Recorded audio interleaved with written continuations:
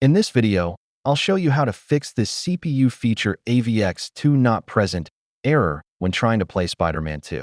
What is the AVX2 error? This error means your CPU doesn't support AVX2 instructions required by the game. Method 1. Check your CPU compatibility. Go to Intel's or AMD's official website and check if your CPU supports AVX2. If it doesn't, unfortunately, the game won't run on your PC. Method 2. Update your CPU drivers and BIOS.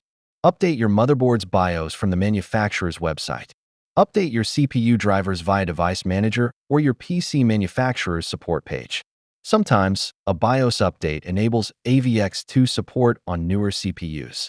Method 3. Enable AVX2 in BIOS, if available. Restart your PC and enter BIOS/UEFI, usually by pressing Del or F2 during boot. I'll look for options like Advanced CPU Features or CPU Configuration. Enable AVX/AVX2 if the option exists. Save changes and reboot. Method 4. Use a CPU compatibility workaround, not official. Some gamers try mods or hacks to bypass this check, but these are risky and may cause instability. Use at your own risk and only from trusted sources.